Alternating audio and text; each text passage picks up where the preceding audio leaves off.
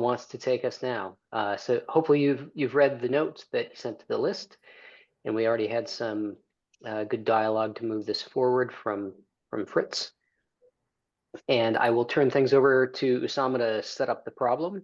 And I've got the outreach document and our TAC document that maybe relate to some of these definitions in the wings here to pull in as needed. Dan, can I add just one quick comment, which is I want to make sure that we can find a way that this doesn't get buried in one working group, because this actually touches across a variety of concerns across a variety of working groups. And since it's a cross-cutting concern, I don't know that we have a good place to have the right audience. So that might just be something for us to reflect about. Thanks. Fair enough. So we often bring in things from the working groups into this meeting. And so, as topics relate to this, people can definitely request them on the agenda. In fact, that would be a big help for me, is other people offering things that they would like to discuss on the agenda. Otherwise, it's just up to me to figure out what happens to be going on in that particular 2-week cycle. Make use of our time best. All right, Usama, the floor is yours. Right, thank you. So it says you cannot start screen share. I will let you share then. Thank you.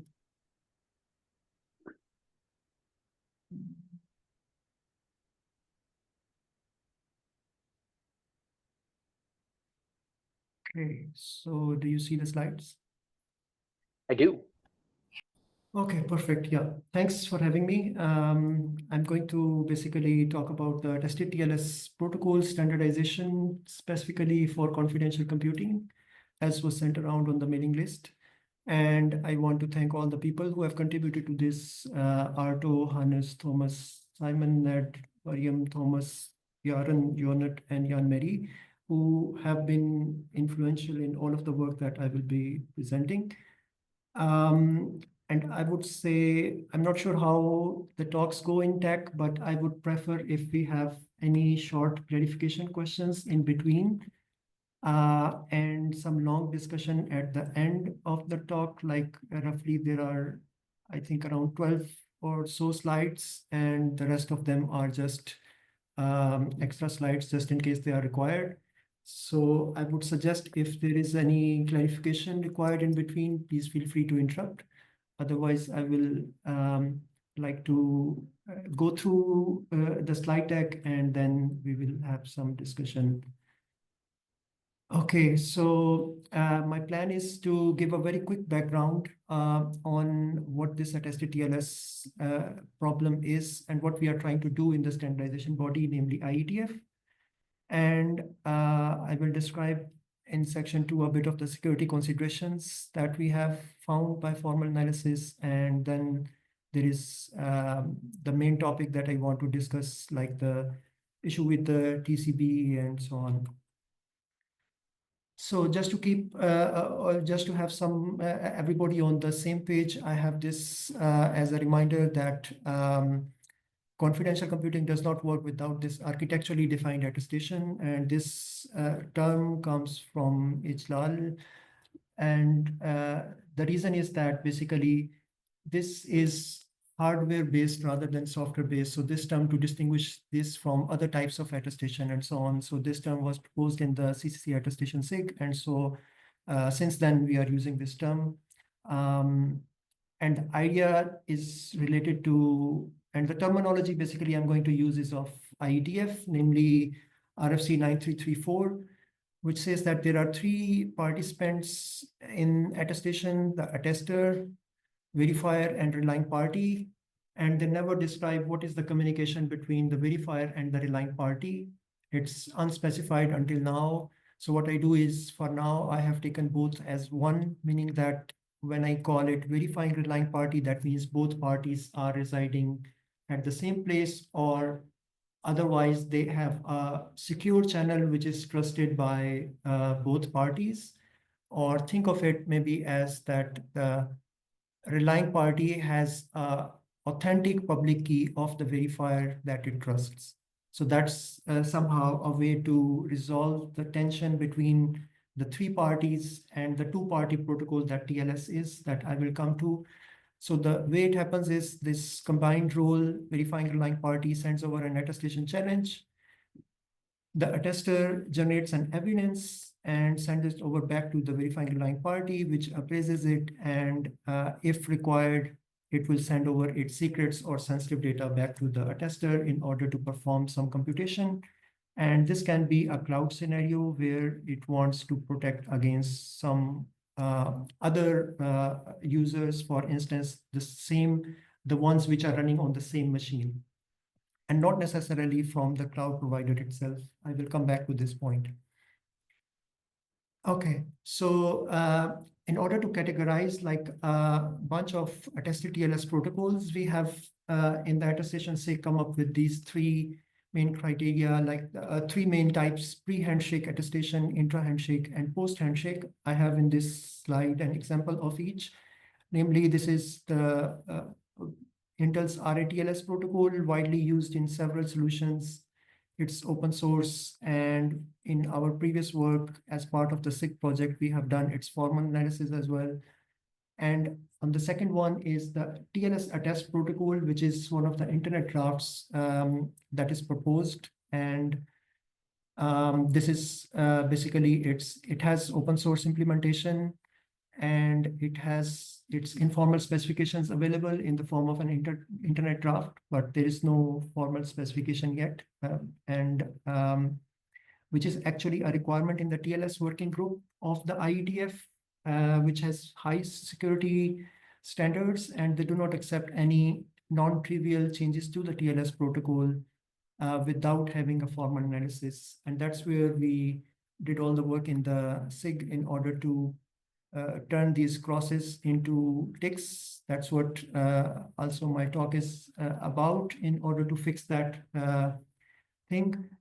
And finally, from the post-handshake side, there are all the clauses. That's a closed source implementation, and it has no specifications available, not even informal. Yeah, so it was definitely not possible to standardize it.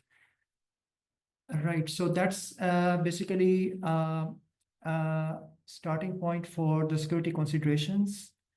And what we found for the internet draft is there is a section 6.1 of this internet draft that I mentioned, like the intra-handshake option. And what it says is basically an option of remote attestation only, which the editors couldn't really describe what the use case is. Anyway, because of the requirements, we did the formal analysis of this. And what it says is basically what could happen, for instance, is I, as a TLS client, I want to connect to a TLS server, which is running in the trusted execution environment. Let's say I want to connect to cloud.example.com. And from TLS perspective, it acts, from the RAT's perspective, it acts as the verifying relying party. And on this side, this is the attester from the RAT's perspective. So it gets a nice evidence based on this TLS protocol extension that is proposed, which is namely in a very short term, like it has, of course, like all the fields, but in very abstract form, we can think of it as the measurements represented by M, and the public key corresponding to the private key that it has ephemerally generated.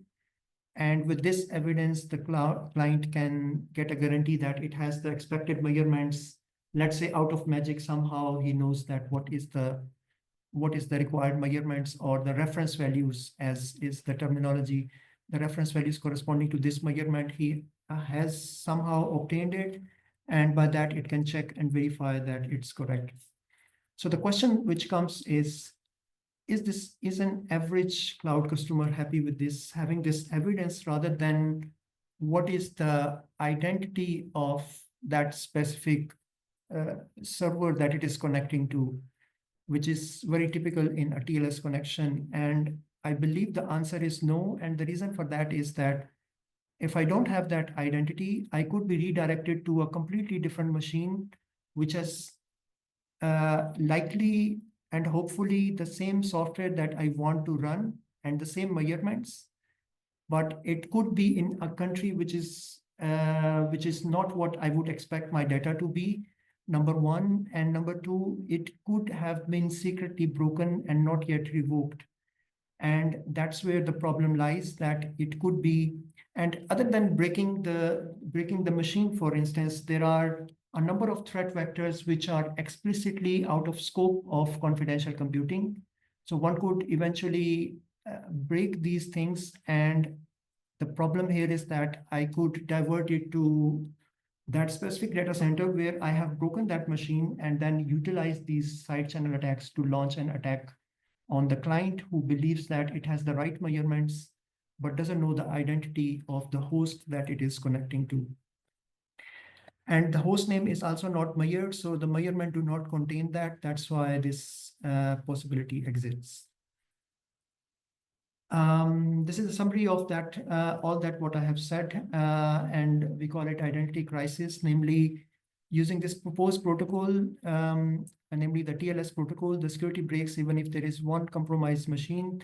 Compromise here means that the attestation key actually has been compromised for that specific machine. And it's not in that specific data center. That's the main important point that I want to highlight. It's any compromised machine anywhere in the world. That's the key point, that because otherwise it's trivial. If I am connecting, for instance, to this machine, its attestation key is leaked. Of course, trivially, everything breaks, the security breaks and so on. But what we are highlighting here is a very subtle thing, which is that any machine of the world, if that is compromised, my security breaks, which is, I believe, a much stronger security condition that is required in order to hold for all machines in the world to be secure. For my security to hold, that's a much worse thing than having one machine being compromised. And the assumption for that is that that specific key, for instance, for the provisioning certification key, certificate for attestation key, has not yet been revoked. Right, so that's that leads me to the discussion that I want to have specifically for this proof to hold.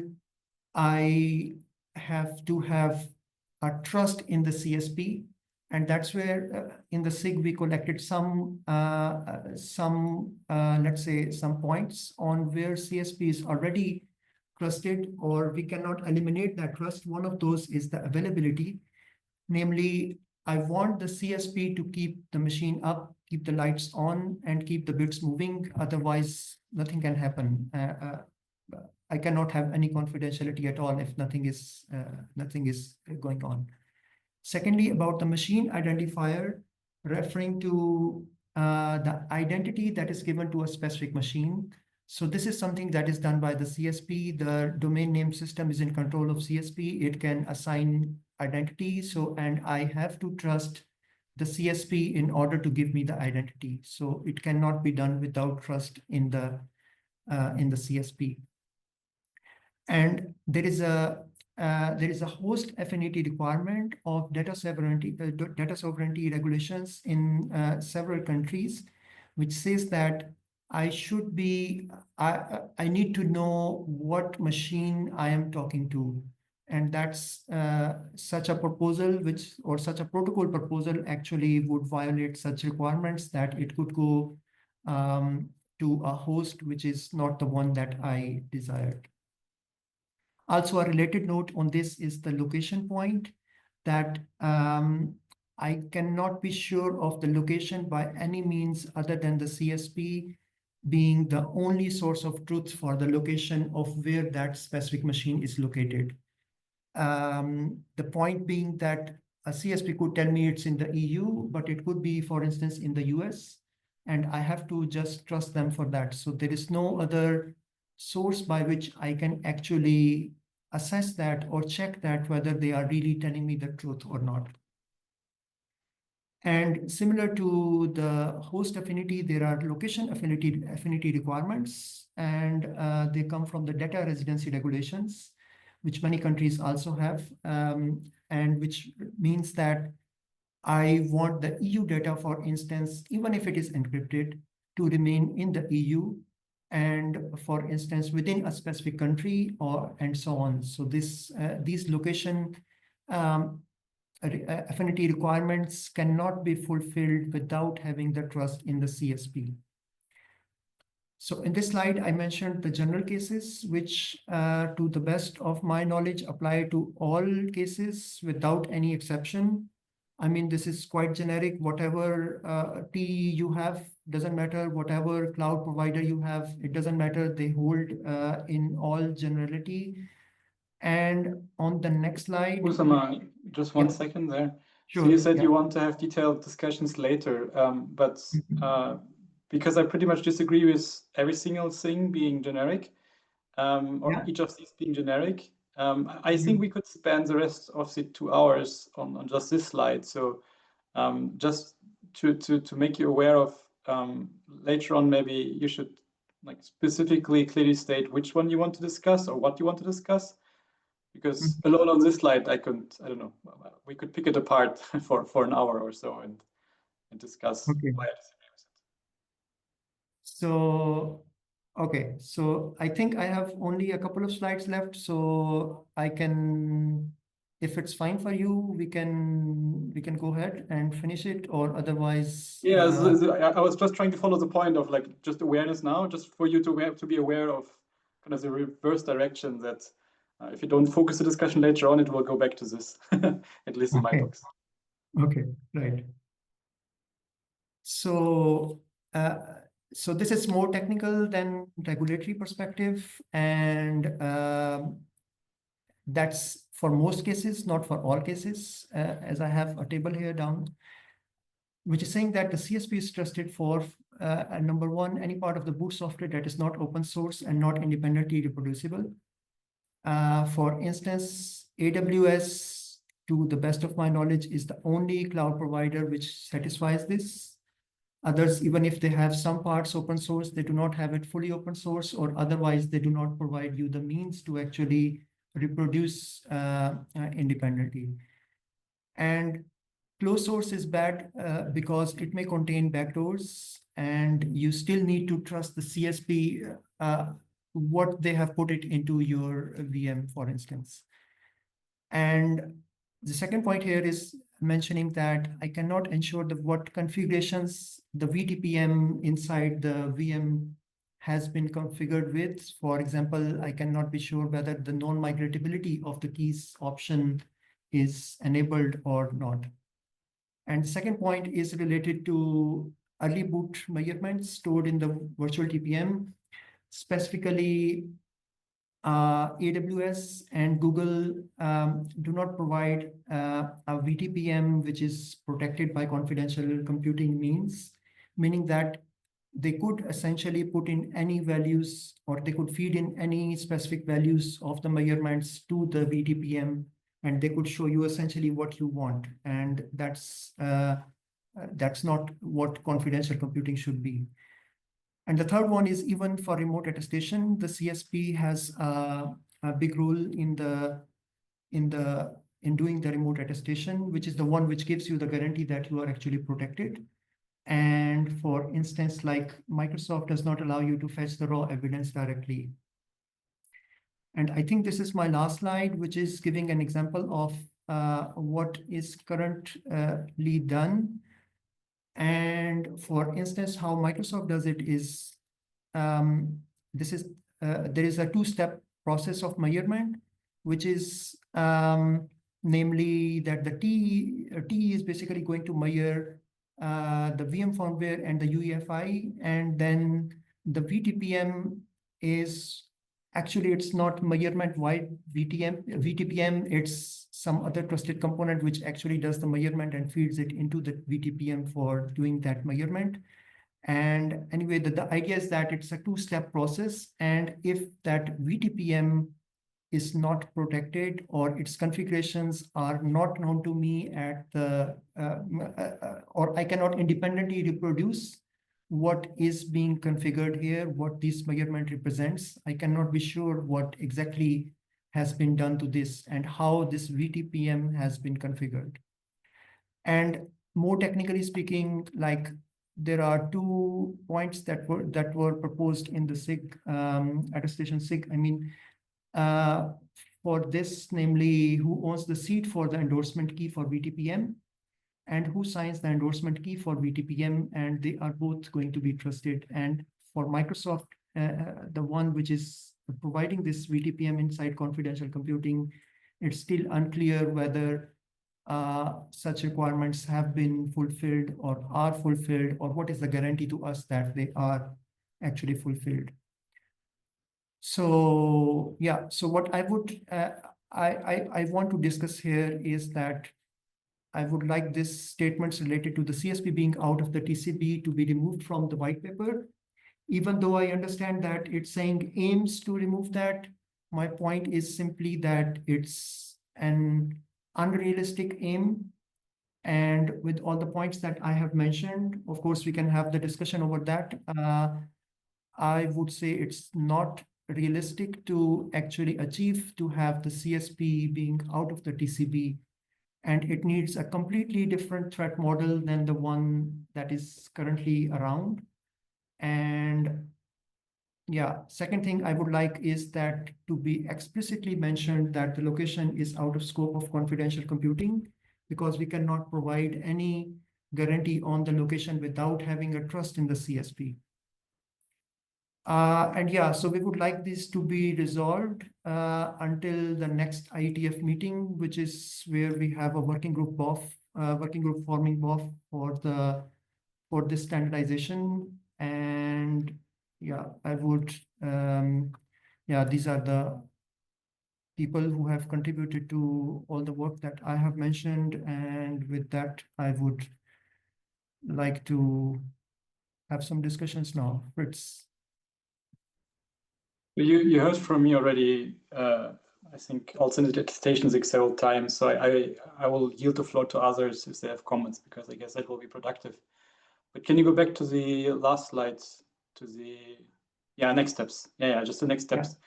Because, so I want to address this first one purely semantical at this point.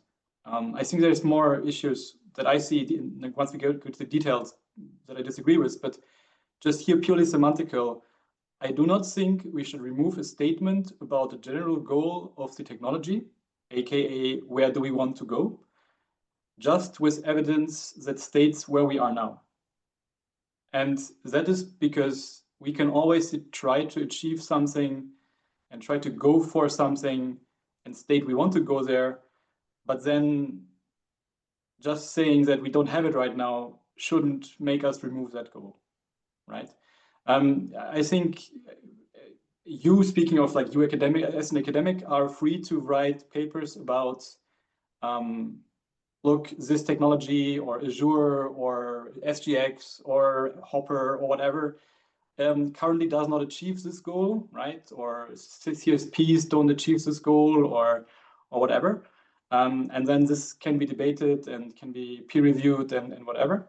But the white paper is not an academic peer-reviewed piece, right? It's more a statement piece of the CCC, what we see this technology and where do we want this technology to be in like now, X years, 5 years, 10 years. And so removing that statement from there, I don't see the point. So that's more a semantic issue. And maybe then I'll yield for others, because I think there will be other opinions here that are right. So before going to others, I would like to address this point. So so what I want to say here is that in my opinion, even if we achieve that or achievement of that specific thing technically would not mean anything. I mean, if I don't trust Google, why would I send my data over to Google to do the analysis? And I completely understand your perspective. You are absolutely fine in saying that as an academic, I can write papers, but that's what I wanted to hint over at this point, or maybe by this slide, saying that it's not for academic papers. Of course, removing that point will actually kill my paper if I were to go for this. I could write nicer papers by saying that, hey, there is a statement in this white paper and it's completely broken and it's wrong and so on.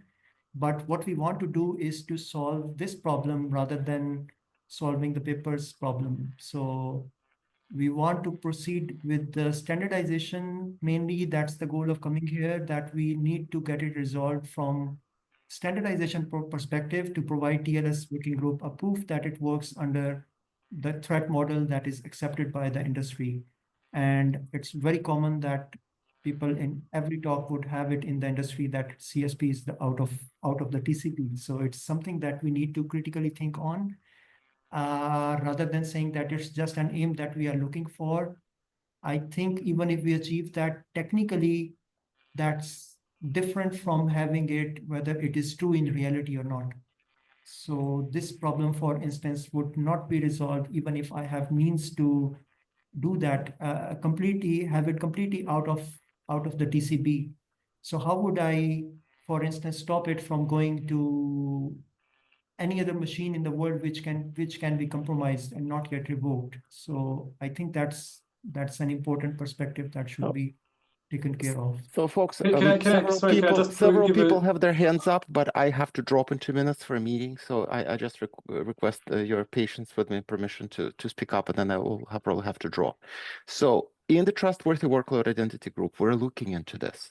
And we basically say there is this maxim: I trust some people with my money and some with my children. They're not the same people.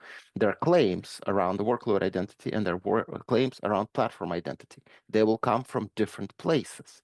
And as a result, this is not a question of who is in TCP and who is not in TCP. That's complete misdirection. What happens is I will trust that this is my payroll application, and I will trust that to Intel or whoever manufactures my CPU. And I will trust that the physical server is located in Germany. And I will trust my CSP, and it's a contractual obligation, and it's a question of enforcing a contract and having a risk acceptance of the fact that a party might break a contract. So I think the conclusions in this paper are frankly bogus. I would, it's not a paper, so to say. It's just a presentation, what I'm delivering here. But I would say that please limit your claims to more technical justifications before saying it's bogus. How would you achieve this with the help of this protocol, for instance? So bring this to trustworthy workload identity. Happy to discuss it there, but unfortunately, I have to drop. So you cannot No, claim. I can, but not in the remaining 10 seconds I have before my next meeting. So Yeah. TWI meets on Tuesday, 6 a.m. Come bring it there. You should have the time and patience to listen to others before claiming that this work is bogus, right? So anyway, we will. I don't have time. I have a clash with the meetings that you have, but you feel free to come to the SIG meetings. We had already so many discussions and a majority agreement over there. So you cannot just claim it to work to be bogus, right? So you have to come up with some scientific justifications in order to say that it is. All right, I think we lost him. So let's move on to I think Ophir looks next in the queue. Yeah, one of the first statement that you said, and if you don't want to discuss that today because it's not what you aimed for, that's okay. You mentioned that if you take the same workload and run it in ATE in another environment you put it like a random dictatorship, it's already considered to be not secure anymore. Can you explain why is that the case? If I know that I trust through the measurements a specific all of the levels of the attestation quote, and if someone else is running the same software, hardware on all of those levels, why is it not secure anymore? Right. So I think this is the core point that that I want to make. So I would be happy to discuss that. Of course, technically, I'm not saying that it's bogus. So I'm happy to discuss that technically. So my point here is that basically you are right that I could be diverted to any machine, and that could be protected by the TEE. So far, so good. That's fine. So you get the measurements, you trust those, and so on. But the point here is that you have a specific threat model for the TEs to work, right? And what if that specific entity, which is random dictatorship here, so that specific entity, what if that has actually broken that specific model? And one of the let's say the threat vectors which are out of scope of confidential computing, what if that has exploited that and broken that specific machine? You still get So that you evidence. Yeah. are you talking about side channels that they could leverage? So it could be any attack. Side channels is one of those. It could be any Okay. of the threat vectors that is out of scope. By that means, if they have exploited this and they have got the keys out of that, and there are attacks like foreshadow and so on, which have practically shown this to be correct. So that's what, so I mean, just diverting is not the problem. The problem next stage is that that entity could have actually broken the threat model of the TE in order to get the keys, and you would not diagnose that. You would still get the same measurements with the key that you trust and so on, so everything would look fine. Okay. Does that clarify your question?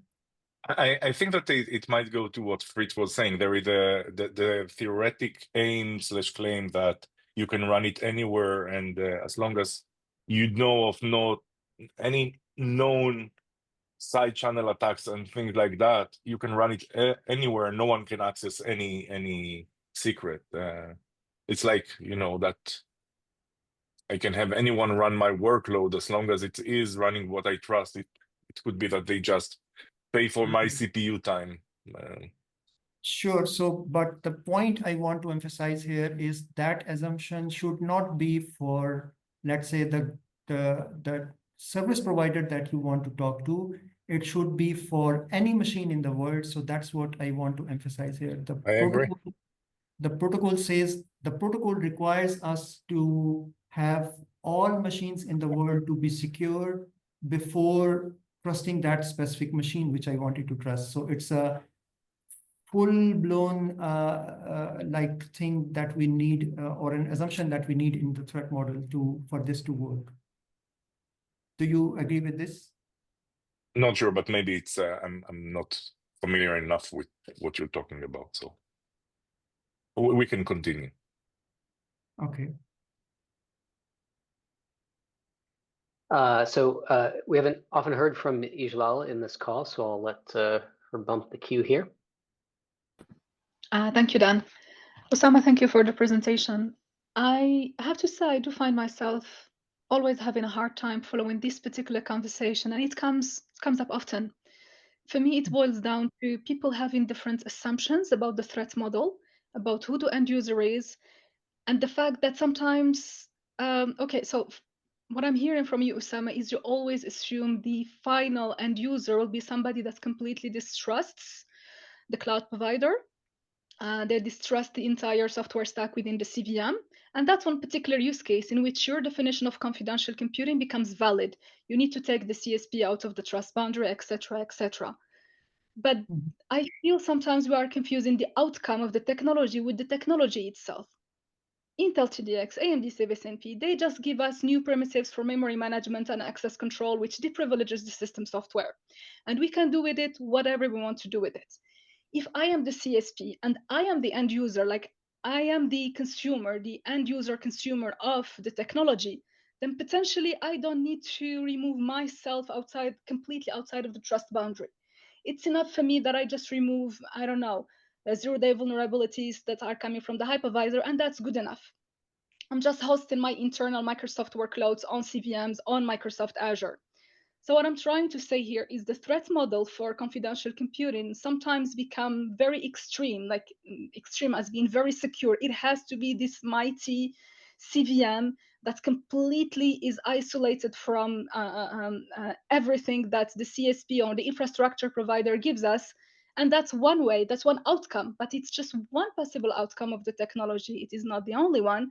And the second thing, I don't know why we always revert to talking about the public cloud providers. The technology is relevant to any other type of deployment. It's relevant to the data center, to the private cloud, where the data owner can collapse with the workload owner, with the platform owner. So I potentially would like us to not paint the technology in white and black.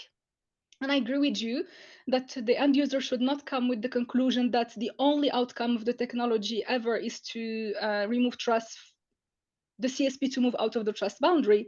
That's one possible one. We can be more nuanced, but we also cannot discredit the merits of using CVMs for use cases in which the risk assessment says that it is enough. It is enough for me to trust the public cloud provider with the location information.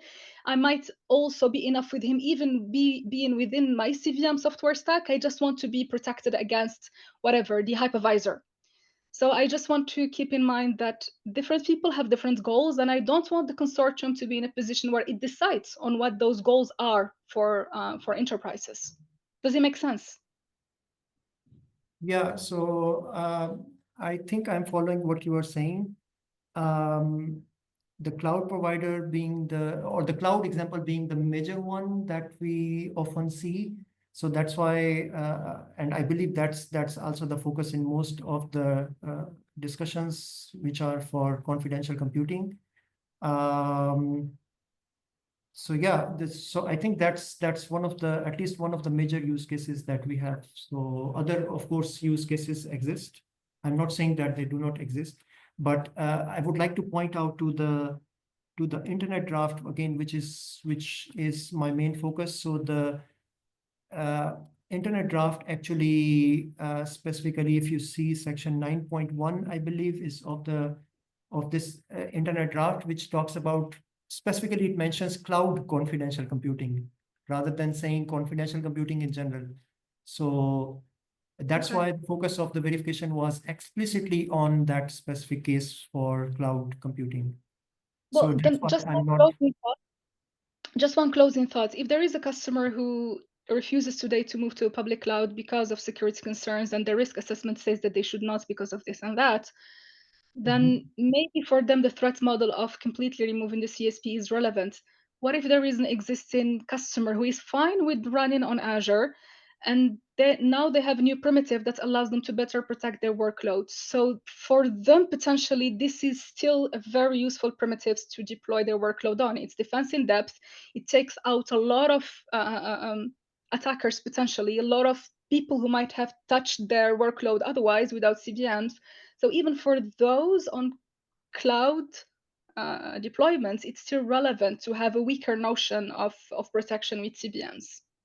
But I get your point. In the other case, it's very difficult to make the guarantee. I completely agree with you. That's the point probably I already made at this slide, saying that the guarantees of protection against users and against the cloud provider are completely different threat models. And for users, I completely agree. So this is a useful technology for protection against other users and not against the cloud providers. That's what, just for clarification, that's what I'm trying to say. So what I'm trying to say is I have nothing against protection against other users running on the same machine.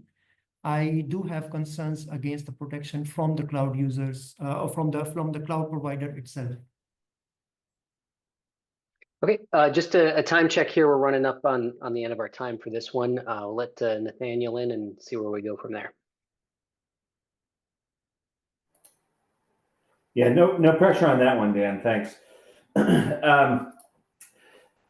Yeah, I wanted to comment about something I've said in the past, which is that we very often use the definite article with terms like TCV, with terms like end user, and really what we have is a directed acyclic graph of assertions of properties which have to be resolved over the exposure surface of a particular use case as present by multiple different users. That means that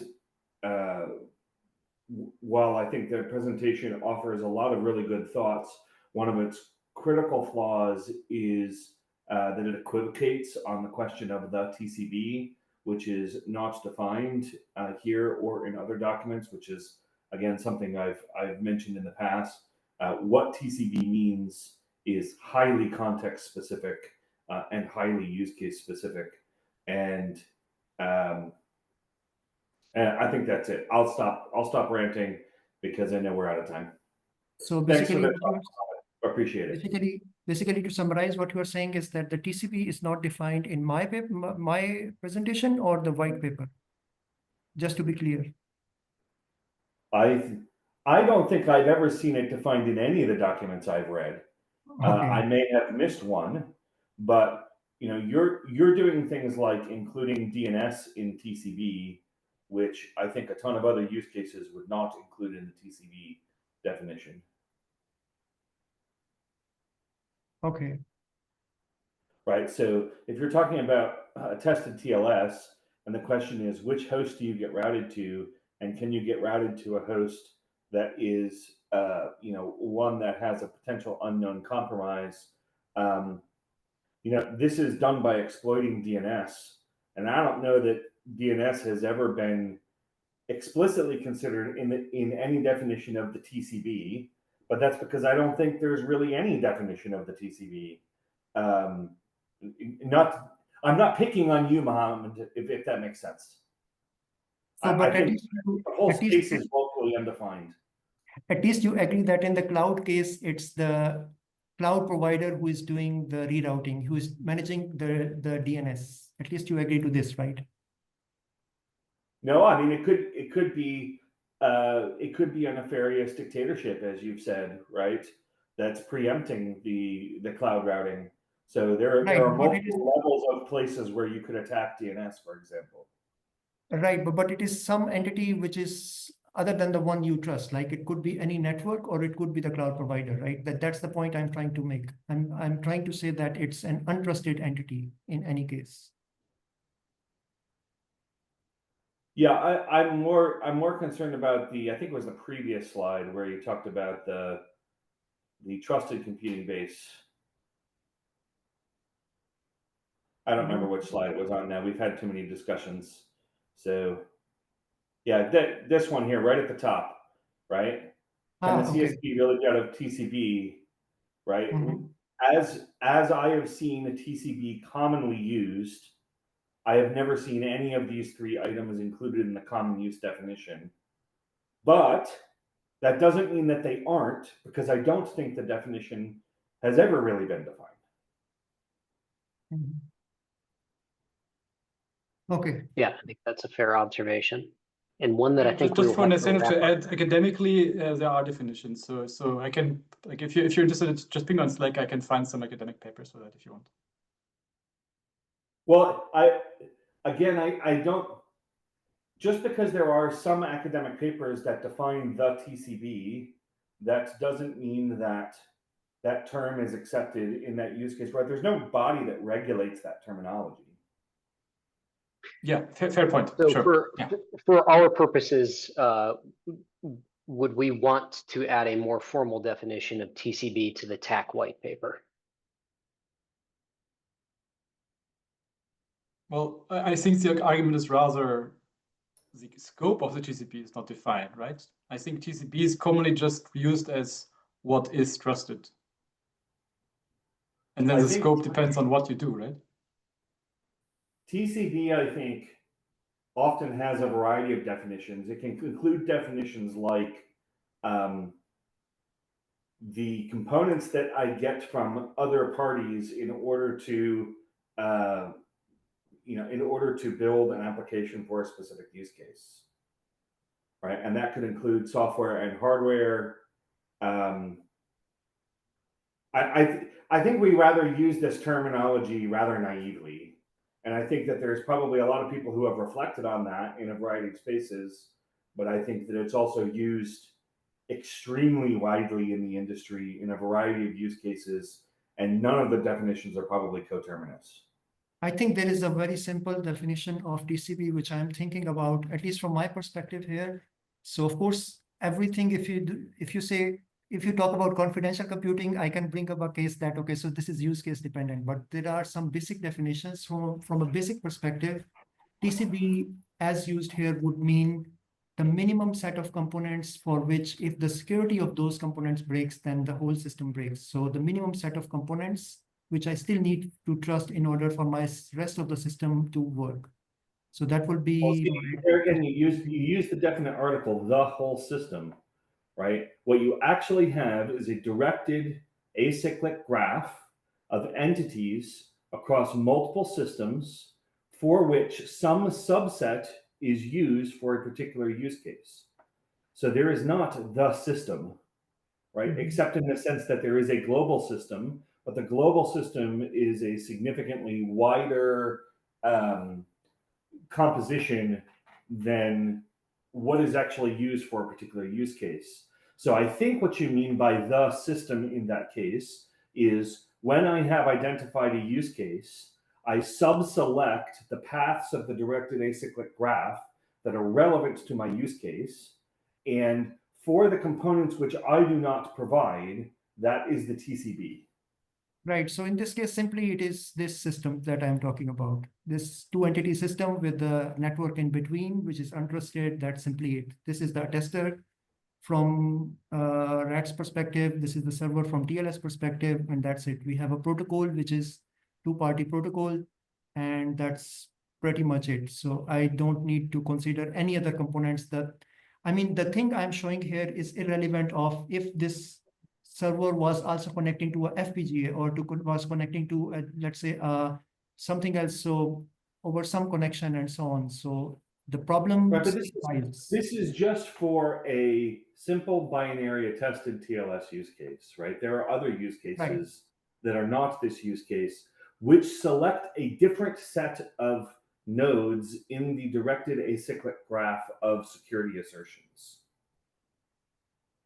I would be very interested in knowing such kind of use cases, because typically when you design a protocol, for instance, the one in the context which I'm talking about, it should be applicable to as wider use cases as possible. For instance, TLS was not designed for a specific use case. It was designed for wider use cases, IoT and server side and all this. So I think the protocol should take care of wider use cases, and this is one of those use cases. But yeah, so I'd be very interested in knowing these kind of use cases, maybe on the mailing list or so on. But I would like let me give you one example, right? There's another kind of use case, which is simply, this is the most simple one, and it is, I think, the one that most people quickly reason about because of its narrow scope, which is I am a workload owner, and I want to make sure that my workload is running in confidential computing, right? That's Attestation can serve that workload, and that is a different use case than this, although they are related workloads, which is why I get to that point about the directed acyclic graph, right? These are all related workloads that all have there's a universal set of all security claims for which those two use cases select a subset of nodes of that directed acyclic graph to achieve the security properties which are required for that use case. Right, but in my mind, from a protocol perspective, that's indifferent from having this use case separated from the use case that you are mentioning. I will quickly tell you the reason. The reason is that the protocol does not care about anything other than the measurements that are given to it. The sign happens on this public part and the evidence. It never takes care of anything else. So whatever you are saying will still remain valid for this use case and the use case that you have mentioned. So essentially, for your system, in the attesting your own workload case, DNS is not part of the TCB. So where is that workload running, for which you are the workload owner? Where is that running? Isn't it removed? It's running in my cloud, which I can probably check via a variety of different ways. Okay, so you have a private cloud use case. So yeah. Or it could be on premises, right? There's all sorts of embodiments of this, which goes to my point, which is that. Yeah, that I agree with you. So I think I already answered when Ijlal or someone was asking. So this internet draft is explicitly mentioning in the use cases confidential cloud computing. So that's what that's probably an answer to your question, and we have verified under these assumptions rather than any other use case specifically. Right, and my point is that there's two trusted computing bases, right, for these two different use cases. And that trusted computing base for each use case is the composition of the nodes of the directed acyclic graph of trust assertions, which are selected for the security properties desired for a particular use case outcome. We can move this offline. I know it's a longer conversation. Okay, I think yeah, that would be better on the list, because as I said, it's clear that it has explicitly mentioned confidential cloud computing, so I haven't analyzed any other use cases. So this is very focused on cloud computing. Yep. So let's have a conversation offline. Sure, thanks. Okay, Alec, you have maybe a very short bit of time here if you like. Yeah, let me first thank Mohammed for stimulating a very charged conversation here. I appreciate you bringing some sacred cows out on stage so that we can inspect them a little bit more closely. If you go back to your graph there with the random dictator, because I love that one. And one of the early conversations that we had in confidential computing was that our North Star goal would be to have the Department of Defense of a country be willing to run their workloads on infrastructure that's hosted by a country that was at war with them or in conflict with them. And that's kind of like a North Star goal. We can all imagine that that's going to be impossible to achieve, but it's a cool aspirational goal. That's kind of what you're alluding to here in this. Is my workload safe? Even with confidential computing, if it's running on infrastructure hosted in a country that's run by a random dictator.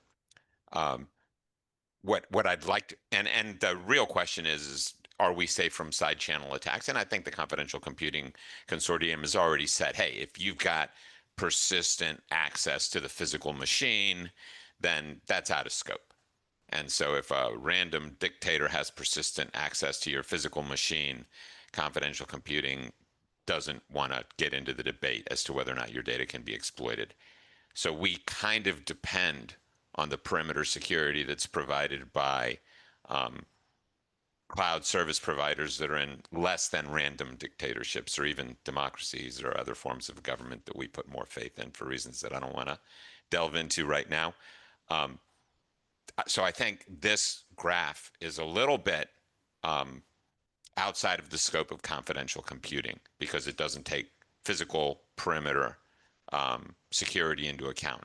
The other thing I think is missing from this graph is that line that goes from the TLS client to cloud.example.com. You don't really have a perimeter of what cloud.example.com is. So if that diversion based on the DNS is within the perimeter of cloud.example.com, then cloud.example.com would be complicit in that DNS attack. And so there would be a little bit of collusion there, right? Am I understanding that correctly? Right, exactly. I have it in the extra slides. So the case that you are exactly mentioning, that if it is within the CSP, for instance, cloud.example.com, so it could be rerouted to a machine which is then compromised, and you can have a similar attack. That you are exactly right. So this still applies. So there you go. So right there we have cloud.example.com complicit with the random dictator's desires to redirect IP traffic. So that's important to call out, right? It brings in the need to bring more folks in on the attack. Or obviously if the diversion were outside of cloud.example.com, then the whole internet DNS infrastructure would be complicit with this random dictator. So I just think it's kind of important to call that out, especially when you're dealing with, a large audience that suddenly becomes alarmed by this seeming threat. Yeah, I was told that this is too complicated for the tech, apparently. So that's why I put it in the extra slides. But I completely agree with you. So we make a clear distinction between diversion attack outside the data center and within the data center. And coming back to your point, I think about the protocol. So everything lies on the protocol that we are verifying. So if the protocol does not take care of the identity of cloud.example.com, that's the point I want to make, that whole of this protocol, never in this case, you will see the long-term key being used for cloud.example.com. And that's the whole point, that it can be rerouted to anywhere in the world. That's the point of. So you do not need any specific, let's say, DNS or something. So it could be by Dolevia adversary. So you could be rerouted. You essentially, what you check is just the measurements. That's it. You never have any identity in the protocol that's being proposed for standardization. I think this you're landing a very solid point here on what exactly is guaranteed and what is not guaranteed. So that I think this is a great discussion. Thank you for that. I just wanted to raise those 2 points. And again, thanks for a cool presentation and for stimulating a great conversation. Thank you. Yep, and I think we will have to wind it up there. I will apologize on behalf of Mark, since he was in a hurry. I don't think he would have normally used a discourteous term, and that's not normally how we conduct ourselves here. So I appreciate everybody else keeping things very courteous, and it's been an interesting conversation.